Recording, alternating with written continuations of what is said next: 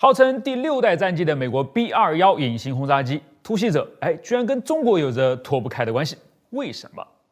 因为突袭者这个名字原本是属于一支2战当中的传奇飞行中队的，当然这是一支临时的中队啊。杜立特突袭者由詹姆斯·杜立特中校带领80名志愿飞行员组成，驾驶着16架 B-25米切尔中型轰炸机，第一次将炸弹复仇的炸弹倾倒在了日本本土的上方。他们这么做呢，是要让日本人为4个月前的偷袭珍珠港付出代价。然而，在这个过程中间呢，如果没有中国人民的不顾生命的出手相助，那么这帮突袭者就只能是自杀者了。今天我们反过来，先来讲2战突袭者的故事，再聊聊现代突袭者的性能啊。所以视频比较长，可以先点赞、关注、收藏后再慢慢看哦。1941年12月7日，日本袭击了停泊在珍珠港的美国太平洋舰队，导致2400名美国士兵丧失生命，18艘军舰呢丧失战斗能力，几乎全盘就端掉了他们在太平洋地区的战斗力。但其实到那天之前美国一直都还在假装对这次全球范围内的战争保持中立呢，仅仅只是通过更隐蔽而非公开的方式为盟军提供支持而已。现在既然日本人执意要帮他们撕掉这层面纱，他们也就顺势结束假装了。既然要开战，那就从哪儿点燃烧回到哪儿去呗。报复日本的计划仅仅在几周之内就在美国国防部酝酿成型了，他们称之为陆海军联合轰炸计划。想法其实很简单就是要让日本人充分感受到山姆大叔发起飙来有多厉害你瞄准我一个军事基地，那我就得瞄准你多个工业中心了，给你造成物质和心理上的双重损失，让日本人对日本政府的信心呢动摇起来。但是另一方面报复日本不仅仅是为了影响日本人对战争的看法，它在很大程度上呢也是为了加强美国人的决心因为珍珠港遭到偷袭之后呢，美国人突然感到前所未有的脆弱而太平洋舰队的混乱则把这种脆弱快速升级成了恐惧，所以美国军方急需采用一种手段来扭转这样的颓势，并向美国人民证明美国是不会输掉他们刚刚参加的这场战争的。现在就只剩下一个问题了美国的军火库中呢，没有一架轰炸机是具有足够的航程来实现这一目标的。而更加糟糕的是，日本人是知道这点的。怎么办呢？咱们故事的主角詹姆斯·杜立特呢就登场了。杜立特于1917年开始就为美国陆军飞行了，距离美国从莱特兄弟手中接过世界上第一架军用飞机莱特 A 型军用版，又叫做莱特军用飞行器，仅仅才过了8年。而到了1922年杜立特就成为了第一个在24小时之内飞越美国的人了。他驾驶着一架 Airco DH-4双翼飞机完成了这一壮举。此后不久，陆军就将他派往麻省理工学院，在那儿他获得了航空工程硕士和博士学位。然后杜立特就继续担任陆军试飞员，一直到1930年退役，恢复成了自由身的他呢，转而在私营公司开始了新的生活。但是很快欧洲再次爆发战争。尽管美国声称中立，但杜立特还是看到了不祥之兆于是呢，他就在1940年重新服役了。那年是欧洲战争爆发的1年以后，也是美国被卷入其中的1年之前所以你看，此刻当美国陆军需要找到一种方法来完成不可能的任务时，陆军航空队，也就是后来的空军高层眼里面就只剩下了一个人选了嘛，他就是詹姆斯·杜立特。那么杜立特面对的是什么情况呢？一是我们刚才说过的，陆军它既没有航程能够远到从美国本土出发去轰炸日本的轰炸机，也没有能够让这些轰炸机省点路的距离日本本土较近的简易机场可以使用。二是就连海军的航母舰载机呢也不好用了，因为日本人将自己的防御力量深入了海洋了嘛，在离海岸线很远的地方呢就布了防，舰载机是很难钻得过去的。因此杜立特不得不将两者结合起来。他认为找到一种能够直接从航母的甲板上起飞的轰炸机才是制胜之关键但这件事情说起来容易，做起来难因为它需要这架轰炸机在拥有接近4000公里航程和900公斤载弹量的同时，还得要小到能够挤上航母的飞行甲板。杜立特先后考察了 B-23龙和 B-26掠夺者，结果发现前者的翼展过大，根本就放不上航母，而后者的起飞特性实在离航母差得太远了，硬是要上的话危险过头了。似乎怎么也找不到那件最合适的兵器的确算不上完美，但是能够改得出来嘛？杜立特对此有信心，尤其是当他看到2架测试用的 B-25从海军最新的航母大黄蜂号上的甲板非常轻松的就飞起来了之后呢，就更是对自己的选择确定无疑了。尽管他肯定也知道啊，想要再重新把这2架 B-25降回到甲板上，可能性是微乎其微的。但这在一开始呢就已经不在考虑的范围了。于是对 B-25的改造就开始了，他们计划改出24架，最后用到其中的20架。改造包含以下部分啊，首先一个可以折叠的燃料箱和一些额外的燃料电池被塞进了轰炸机的机身当中。于是将轰炸机的总燃料容量增加了将近1倍，使续航能力得到了提升。其次啊，尽管 B-25的自卫能力已经比较欠缺了，但是为了减轻重量，他们还是放弃了机身中段的炮塔，将其拆除掉之后呢，转而在机尾上加了一门假炮，希望借此来迷惑日本人，让他们最好是不要从自己的屁股上发动袭击啊。无线电台也被拆掉了，既是为了减重，也是因为这个秘密任务根本就用不到它嘛。接着啊，他们对发动机的化油器呢也进行了改造，使其在低空提供最佳的燃油效率。因为这架轰炸机啊，一开始根本就不是为了低空飞行而设计的嘛。好，最后还有一样东西，他们也将它裁掉了，那就是我们之前也有讲过的啊，在当时属于绝密武器的诺顿头弹瞄准具了。之所以要将这个火力倍增器给拆掉呢，杜立特有着充分的理由。一是因为他们这趟突袭就是个九死一生的事儿嘛，要是被击落后日本人捡到了诺顿瞄准具，可就麻烦大了啊。二是这款瞄准具本来也不太适合低空投弹，反倒是另外一款，这个看上去极其简单，在钣金车间里面就能造出来，只卖20美分的马克吐温瞄准器来的精准啊，那就换上它呗。好，飞机在一边准备，人员也在另一边准备了。由于当时 B-25太新了，所以杜立特就选择了从驻扎在彭德尔顿机场的第17轰炸机大队里面招募他的机组人员，因为这些人通常都是最先一批接收新轰炸机的人，因此也是最有经验的。为了保密啊，招募的机组人员和支援人员呢，以他们将在东海岸进行反潜巡逻为借口被转移，只有其中的指挥官才会知道他们被招募的真正原因了。当17轰炸机大队的精英们到达南卡罗来纳州的哥伦比亚训练场之后呢，杜立特才部分说出了真相啊。他说，他正在寻找志愿者来执行一项高度危险的秘密任务，而这项秘密任务将有可能帮助美国在战争中取得主动。能够透露的也就仅此而已了。但是在场的每位飞行员显然都情绪高昂啊，并且都要自愿参加到这场行动中来，搞得杜立特和中队指挥官只好拉下面子，从里面精挑细选出来能力最强的24队机组人员。在接下来的3周里面呢，机组人员进行了模拟航母起飞、低空飞行、夜间导航、低空轰炸等等训练。由于天气的限制啊，机组人员在实际执行任务之前，其实只累积了大约50个小时的飞行训练时间，并且呢，就是在这3周里面，已经有3架 B-25挂掉了啊。一架是着陆的时候出了事故，另外一架呢是起飞时出了事故，第3架则是起落架遇到了问题。不过杜立特还是向上级报告说啊，他的志愿者队伍已经达到了安全操作这批轰炸机的水平了，他们做好准备可以随时出击了。但事实上，每个人都知道他们离安全简直是在背道而驰啊。于是，在1942年的4月2日，珍珠港遇袭事件发生的将近4个月后呢，杜立特和他的突袭者们登上了大黄蜂号航母，将他们的16架 B-25塞满了飞行甲板上的每一处空当，把原本航母上的舰载机全都挤到了甲板的下方机库里面。这16架 B-25按照之前计划好的起飞顺序呢，交错排开，只在其前方留出了一条大约140米的跑道。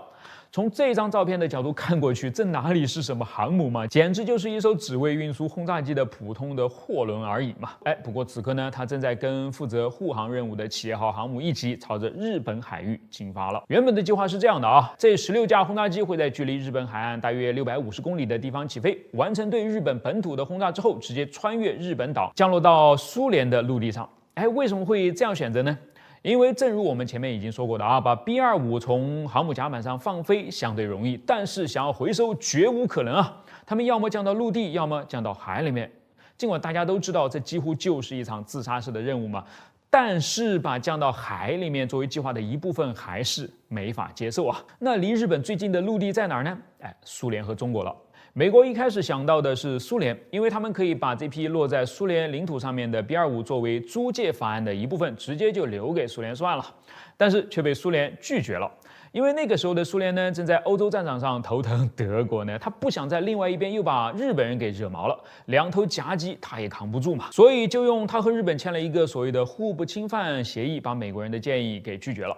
好，那杜立特最后的希望就落在了中国身上。尽管那个时候我们也有相当的领土被日本人侵占，但是依然有一些沿海的机场不在日本的控制之下。于是杜立特立马就拿到他要的好消息了，中国愿意承担这个风险，并且迅速为他们准备了5个可以使用的着陆场地。当然，后面我们可以看到落在中国人头上的风险不是一般的大啊。好，那我们继续回到海面上啊，意外发生了。在距离日本海岸还有大约1200公里的时候，2艘航母编队被一艘日本的巡逻艇给发现了。尽管编队中的纳什维尔号巡洋舰立马就开火击沉了这艘小艇，但是谁也没法肯定它有没有已经将发现美国舰队的消息给发送出去啊。继续前进要冒的险实在是太大了。美国此时羸弱的太平洋舰队已经容不得任何的损失了，于是杜立特和大黄蜂号的舰长米切尔上尉当即就做出决定。现在就放出这批轰炸机，让他们比预期早10个小时，远400公里就出发，哪怕可能的结果是他们很难再飞到中国的机场了。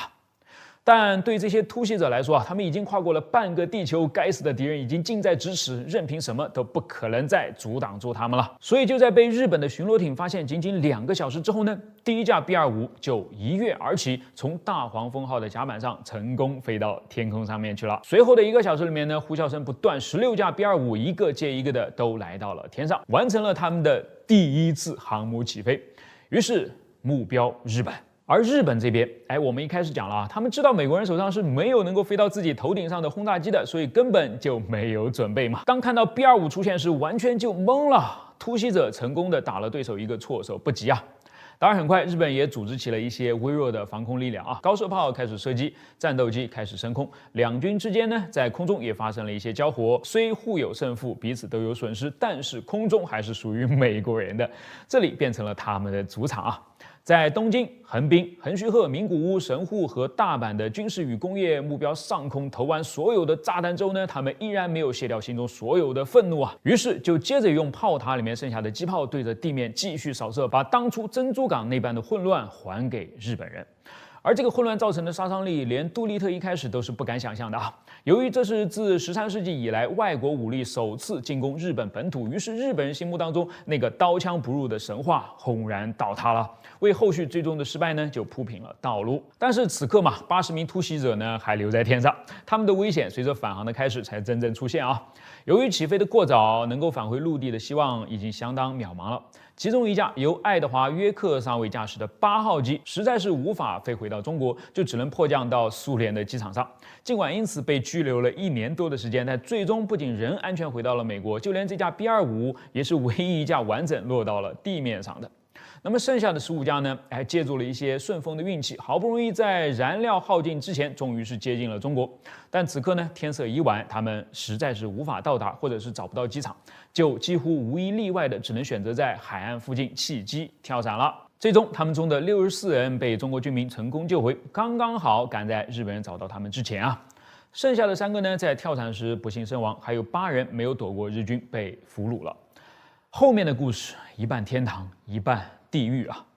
杜立特的绝大部分突袭者们都安全回到了美国。本以为计划彻底失败的他们呢，却由于其勇敢的行为为美国带来的直接而明显的士气提升，受到了英雄一般的欢迎啊！杜立特本人还从罗斯福手上亲自接过了荣誉勋章。但是，帮助他们脱困的中国军民却在事后日本人发起的长达数月的报复行动中付出了惨痛的代价啊！几乎每一个有美军飞行员降落过的沿海村镇都遭到了清洗。在一份发往华盛顿的电报里面写有这样一段话：这些日本军队屠杀了那些地区的每个男人、女人和孩子。让我再说一遍啊，是每个男人、女人和孩子。衢州一地就遭到了1131次的空袭，造成10246人死亡，27456人流离失所。日军摧毁了这里62146所房屋，抢走了7620头牛，烧毁了30%的庄稼。最无法容忍的是，在当年8月撤离时呢，由731部队进行的细菌战了。他们故意留下了很多包含鼠疫、炭疽、霍乱、伤寒细菌在内的水、饼干等食物，因为他们知道饥饿又虚弱的当地人呢是一定会吃掉这些东西的，于是更多的伤亡也变得更加难以统计了。据估算至少有25万的中国人民因为帮助突袭者们的逃亡而在日本的报复当中呢丧生。好，这就是沉重的突袭者的故事。所以我就想问啊，美国现在怎么好意思把一架明显是针对中国的先进隐形轰炸机命名为突袭者呢？难道他已经忘记了当年那些突袭者是怎么回到美国的吗？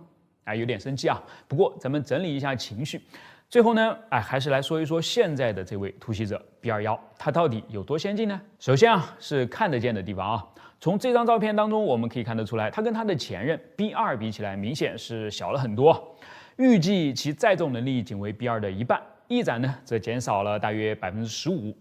但如此调整之后带来的好处就是美国空军更买得起了，更飞得远了，也更加的隐身了。你再来看这张对比照片，最明显的区别呢是两者进气口的大小了。B-21的进气口几乎变得看不见了啊，它与飞机的机身更加的齐平了，于是也就最大限度的减少了被雷达探测的可能性。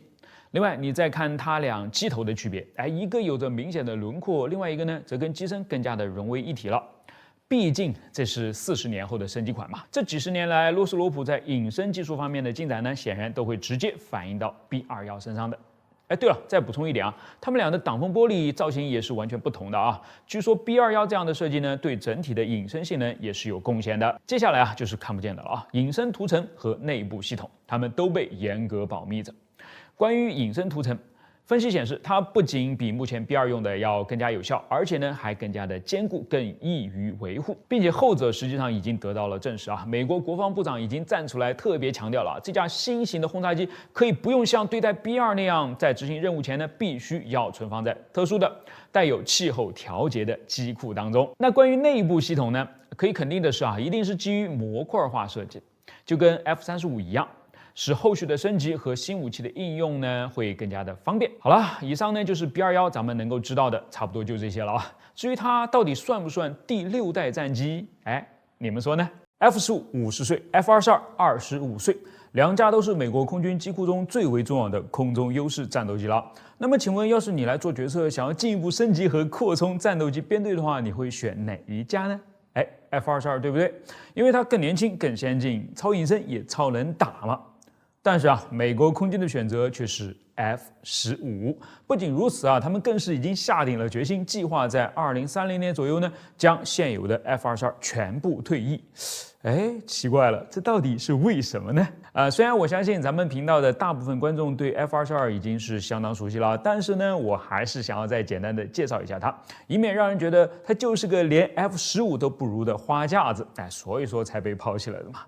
但事实上呢，当洛克希德马丁公司的 F-22猛禽战斗机于1997年首次飞上天空时，它就是一架与现役所有的战斗机都截然不同的新物种了，以至于很快就因为它的出现呢，诞生了新一代战斗机的标准。我们现在都知道了啊，它们被称作第5代战机。如今啊，整整1/4个世纪过去了，全世界也只多了3款飞机，以足够先进的实力赢得了令人垂涎的5代机的称号嘛。F-35、歼20和苏57，尽管这些战机比 F-22更新，当然在很多方面也更为先进，但 F-22仍然被广泛认为是这个地球上最强大的空对空战斗机了。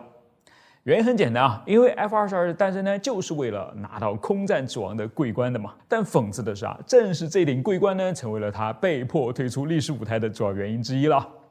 F-22诞生于美国空军的高级战术战斗机计划。该计划呢可以往前追溯回到1981年，当时美国空军首次制定并确定了下一代空中优势战斗机的要求清单，他们全部都指向去取代已经被视为传奇的 F-15鹰。彼时冷战依然活跃 ，F-15有一个明确的对抗目标。苏联的米格25，尽管后来我们知道米格25更多是苏联人放出来的一颗烟雾弹，但是它的确对美国人起了作用啊，让他们怕得不行啊。所以哪怕是认为自己的 F-15可以在米格25面前占据优势，但是也很担心苏联的下一代战斗机呢已经在路上了，把 F-15打掉呢似乎只是个时间问题嘛。得要抢时间了。于是你看这速度啊，1985年开始征集方案，结果到了1991年，不仅 YF-22已经试飞，而且还赢下了生产合同。6年之后呢，也就是1997年，第一架生产型的 F-22就首飞了。8年后，2005年 F-22正式服役。结果嘛，自然是跟当初想要的一模一样了。F-22的空战能力啊，首屈一指。得益于其推力矢量控制和高推重比的发动机 ，F-22拥有极高的机动性，再加上内挺 M61火神6管20毫米加特林旋转机炮，使其即使在完全不考虑隐身的情况下，也能够在空中与那些最强大的4代机近距离狗斗。就更不要提迄今为止飞机上最小的雷达截面了嘛。如果他想要隐身呢，也可以选择在视距外就同对方交战嘛。总之啊，空中优势似乎被他拿捏得死死的。所以这么看起来啊，这款5代机的开山之作不仅研发得快，优势还很明显，而且服役的时间也近得很嘛，实在是找不出什么理由退役它。好，其实理由很简单，就是它存在的理由不存在了。就在洛克希德马丁公司赢得建造 F-22合同的同一年啊，苏联解体了，冷战结束了。到 F-22服役时呢，美国已经遇不到他假想中强大的苏联战斗机了。相反，他倒是呢，在多个战区对恐怖组织发动了战争。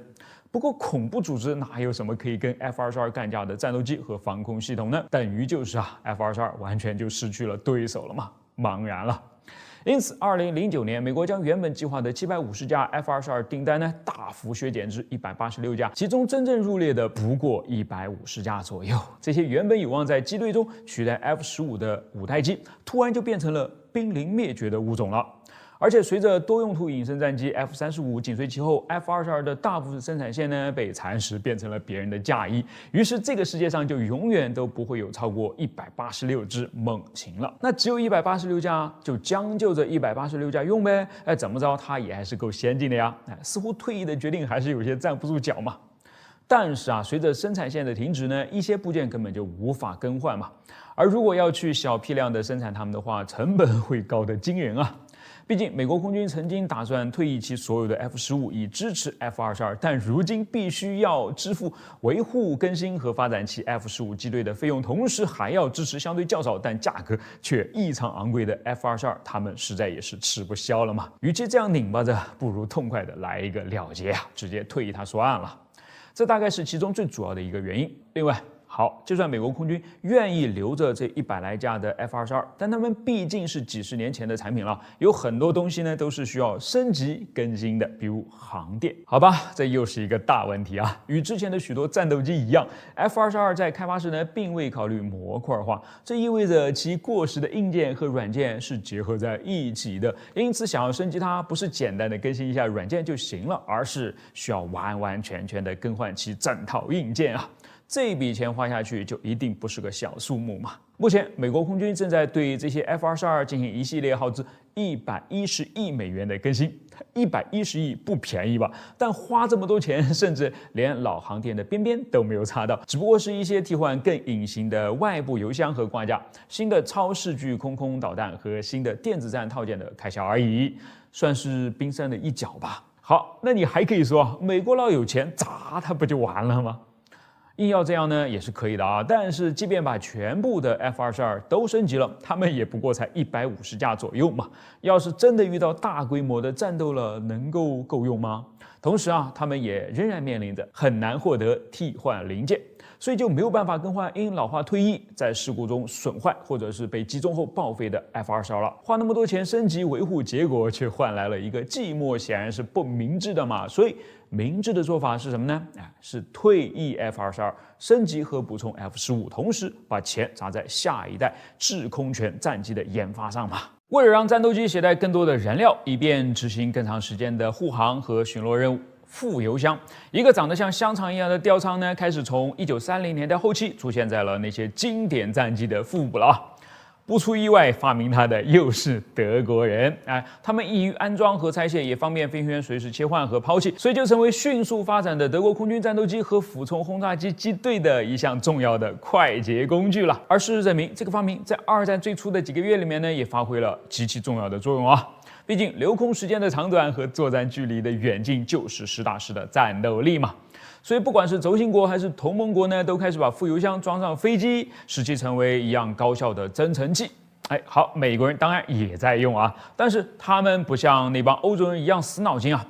这么好用的一个玩意儿，如果只是当成增程器来使用，未免有点太浪费了嘛。要是偶尔能够把它当作武器，或许真的能够见到奇效哦。于是他们就改变了游戏规则，用挂着副油箱的 P-47雷电低空飞越敌军阵地的上方，并提前将燃料供给选择器呢切换到内部油箱，然后看准时机，精确地抛弃掉里面仍然装着相当数量燃料的副油箱，在迅速拉起后来个 U 型转弯，最后重新对准那个正在下落的副油箱，用一串猛烈的机炮射击点燃其中剩余的燃料，从而把它变成一枚恐怖的燃烧弹，如死神一般倾泻到敌人的头顶上啊！但是这一招并不总是能够奏效的，尤其是当纸罐子为了节约暂时紧缺的铝材而改用木纤维复合材料制成的副油箱变得流行起来之后呢，就更难以奏效了。但美国人不肯这么轻易罢休嘛，于是到了二战后期啊，他们被迫更新了一把自己的副油箱攻击术。怎么更新的呢？将原本只装燃料的副油箱里面再加入其他的一些挥发性的易燃物，使它们撞击到地面时呢，自己就能够猛烈的爆炸燃烧了，从而不再需要他们的机炮辅助。是的，这份残忍看过《金刚川》的朋友们一定会更有感受的。最后，我们再讲一个轻松一点的故事来做结吧。也是二战，也是副油箱啊。话说到了二战快要结束的时候呢，德国人的物资匮乏到了极点，尤其是让战争机器开动的关键燃料了。有一辆德国坦克歼击车的成员们呢，就发现他们没油了，该怎么办呢？他们就想到了一个好办法啊，是这么做的：他们先是在战车里面找到了一些沾满油渍的破布，然后拿到战车后面来点燃这些破布，让它释放出大量的烟雾，自己呢则隐藏好等待着。结果不出意外啊，没多久就飞过来了一架美国的飞机。当他俯冲下来查看时呢，这些德国人突然就从隐蔽的地方拼了命的朝天上开火，于是吓到这名飞行员了，他赶紧就扔下了副油箱，转身开溜了。这下子啊，自然就给这些德国人送去了大礼了嘛。他们捡起美国人扔下的副油箱，用里面的油加满自己的油，于是德国人的坦克歼击车呢，又可以继续去灭美国人的坦克了。宇宙中最浪漫的东西，大概就是宇宙本身了。而迄今为止，人类所能给这个浪漫之物做过的最浪漫的事情，我觉得当属詹姆斯·韦伯太空望远镜。然而，这个浪漫贵得有点离谱啊！目前的加码是1后面跟着10个0 ，100亿还是美元，还不算后面还有长达数年的运营开支啊！所以就有很多人质疑嘛，这么多钱花出去，它到底值不值得呢？也对啊，值不值？那咱得看结果呗。好了，第一批5张韦伯拍出的结果一放出来呢，立刻就炸锅了。在普通人的眼里面，这就是 NASA 当冤大头的实锤了嘛？简直太不值了。在这些照片里面呢，有的看起来平平无奇，有的看起来只不过是哈勃的高分辨率版本，甚至还有一张啊，根本连好看都谈不上嘛，顶多算是美工做的比较认真的图表而已。但真的是这样吗？有人说不啊，并且还做了一个长达14分钟的视频来说不。他就是最近在哔哩哔哩和中科院网络中心联合发起的格致科学传播奖中获得了年度前沿科学视频奖项的吟游诗人。大家好，我是基德。他在获奖作品花了100亿美金的尾部，为什么首发这5张照片中将浪漫和理性完美融合，真的如同他的名字一样，如诗歌一般把韦伯的故事娓娓道来。14分钟看完，我觉得连我都对韦伯有了一个全新的认识。在基德的视频里面，我们可以看到那张原本平淡的 SMACS0723 星系团的照片呢，原来正在讲述着46亿年前这片在南半球的天空上看起来只有1个像素点大小的地方，无数大如银河系的星系之间呢发生的互动的故事。那会儿呢还没有所谓的南半球啊，因为那个时候太阳系都才刚刚形成呢，而天空那么大，为什么 NASA 偏偏要先选这张照片为新闻尾部加冕呢？注意看这里，这里，这里。照片中这些扭曲拉长的光影，它们都指向一点 ，SMAC0723 星系团形成了一块巨大的引力透镜。正是有了它，我们才能看到那些原本可能根本就看不见的更加遥远的星系了。通过光谱分析它们其中的一些甚至远在131亿光年以外，已经非常接近于宇宙的边缘。换句话说，就是宇宙的起始了。于是这张照片，就蕴藏了能够帮我们揭开宇宙诞生谜题的钥匙。你说它重不重要，值不值得花上重金呢？当然，另外4张照片，基德也将它们诠释的精彩纷呈。拥有5名群成员的斯蒂芬5重奏，实际上应该只算4个才对啊。左上角的那一个呢，纯粹就是被观测条件不太好的早期人类给硬拽进来的吃瓜群众了。它距离我们的位置比另外4个近了7倍还多，而剩下的那4个星系呢，则像是被关进了斗兽场里面互相撕咬。通过观察它们，可以让我们对星系演化的基本过程和基本结构有更深入的了解。对准南环星云，韦伯可以帮我们更加深入的了解恒星的终结过程。还有这张宇宙悬崖，韦伯用他锐利的眼睛看透尘埃，将最早最快的一批恒星形成的阶段清晰地展现在了我们面前。最后是这张可以找人的照片啦，系外行星 WASP-96b 的光谱图。尽管表面上看上去呢，它炙热又蓬松，但是韦伯却精确地捕捉到了它那些水、云、雾霭等等可能有生命存在的重要特征了。人类在宇宙中是否孤独的这个疑问，也许韦伯能够最早帮我们回答上。以上便是仰望星空的意义了，是你无法用金钱和时间去衡量的意义，是终极的浪漫和没有尽头的诗意啊！评论区里面有一段金句，特别的到位。他说：“不要觉得没有啥用啊，当初牛顿搞出微积分，英国的农民也是觉得还不如2斤土豆嘛。我们总要有人仰望星空啊！你看。”这视频里外相互呼应，擦出了火花，氛围一下子就到位了。当然，除了基德这条呢，这次格致科学传播奖里面的其他几个获奖作品也都奇怪又有趣啊。比方说，在年度鉴定视频里面，胡主任无穷小量去鉴定了很多网友他的大连深夜里面出没的水猴子，结果他又是追根溯源，又是线下联动，最后果然验证了他提出来的科学猜想。这就是一个想要通过爬行疗法缓解腰椎间盘突出的害羞大爷而已嘛。还比方说在年度创意视频里面，花小闹用动画来告诉我们，要是输液的时候气泡进了血管里面会怎么样呢？会怎么样呢？大家自己去看就好了嘛。不得不说当高大上的中科院遇到了接地气的哔哩哔哩，还真的就把有趣有料的好东西给碰撞出来了。格致科学传播奖会以每年为周期持续的进行，当然也会每年给我们制造一些特别的惊喜。比方说今年又有什么前沿的科学我还没有了解到，